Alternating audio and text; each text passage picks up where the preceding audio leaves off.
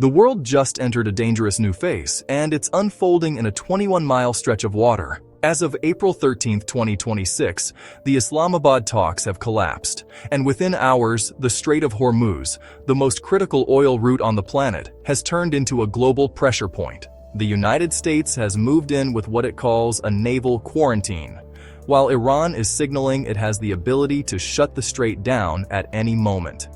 This isn't a full-scale war, but it's not peace either. It's a controlled standoff where both sides are applying pressure without fully crossing the line, and the entire global economy is now caught in the middle of it. To understand why this matters so much, you have to understand how important this narrow stretch of water really is. Roughly 1/5 of the world's oil passes through the Strait of Hormuz every single day. That means nearly every major economy on Earth depends, at least in part, on what happens in this one location. Think of it like a central artery in the human body. If it gets blocked, even partially, the entire system starts to struggle. And that's exactly what we're seeing now. The moment tension rises in this region, it doesn't stay local. It spreads outward instantly, affecting energy markets, shipping routes, and global trade. The United States' strategy in this situation is calculated and very deliberate. Instead of completely shutting down the strait, which would immediately escalate into open conflict, they are controlling it. Warships are inspecting vessels, restricting certain shipments, and deciding who gets through and who doesn't. It's not a total blockade, but functionally, it creates a bottleneck.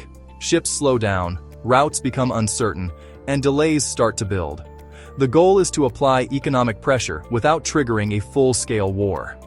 It's a way of tightening the system gradually instead of breaking it all at once. But Iran isn't trying to match that strategy directly. Instead of confronting the US Navy head-on, they are using asymmetry. Reports suggest that naval mines have been deployed across parts of the strait, effectively turning sections of the water into high-risk zones. Now here's the key point. These mines don't even need to be detonated to have an impact. The mere possibility that they exist changes behavior. Shipping companies don't wait for confirmation. They react to risk. And in global trade, perceived danger can be just as powerful as actual disruption.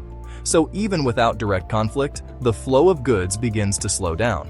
The moment the standoff became real, financial markets reacted almost instantly. Oil prices jumped sharply, not because supply had completely stopped, but because traders expected it might.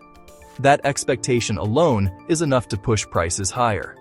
This is what's known as the war premium, and it reflects the added cost of uncertainty. When markets sense instability in a critical region, they price in the risk ahead of time. And once oil prices begin to rise, the effects ripple outward across the entire economy. Higher oil prices mean higher transportation costs, and transportation is at the core of almost everything we consume. Whether it's food, electronics, clothing, or raw materials, nearly all of it relies on some form of shipping.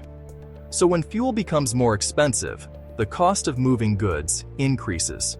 That increase doesn't stay with companies. It gets passed down.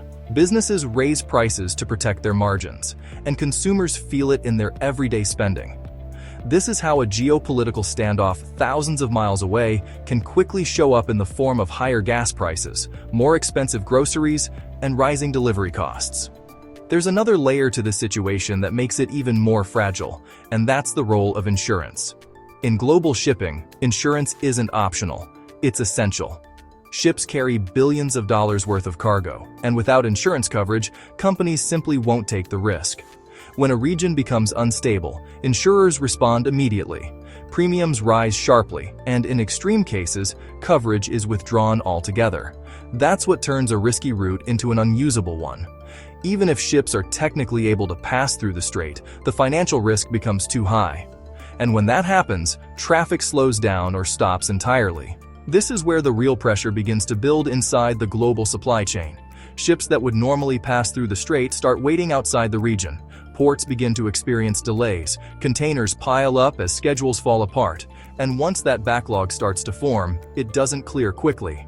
Supply chains are highly interconnected, and a disruption in one area creates a ripple effect across multiple regions. What starts as a delay in one location turns into congestion in another, and eventually into shortages elsewhere. Even if the situation improves quickly, the after-effects remain. This is what we call a logistics hangover. It's the delayed impact of disruption that continues long after the initial event has passed. We saw a version of this during the pandemic, when supply chains were pushed to their limits. It took years for the system to stabilize, and even now, some sectors are still recovering. Companies and governments are watching this situation unfold and reassessing their dependence on global supply chains. For decades, efficiency was the priority, but now resilience is becoming more important. Countries are starting to move production closer to home, building regional supply chains that are less vulnerable to disruptions like this. This shift is gradual, but moments like this accelerate it. Because when a single choke point can disrupt the entire system, the system itself needs to change. Looking ahead, there are several ways this situation could evolve. It could escalate, with a direct incident pushing tensions higher and triggering immediate market reactions. It could remain a prolonged standoff, where pressure builds slowly over time, keeping prices high and trade uncertain. Or it could ease temporarily, allowing some recovery while leaving lasting damage behind. But regardless of the path, the key takeaway remains the same.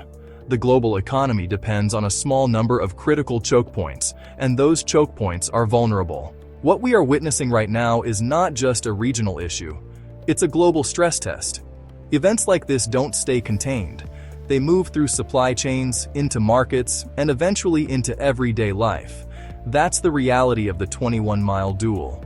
It's not just about control of a waterway, it's about control of the systems that keep the world running. And as of now, those systems are under pressure. What happens next will determine how deep that impact goes. But one thing is already clear. In 2026, geography isn't just part of the story. It's shaping the outcome.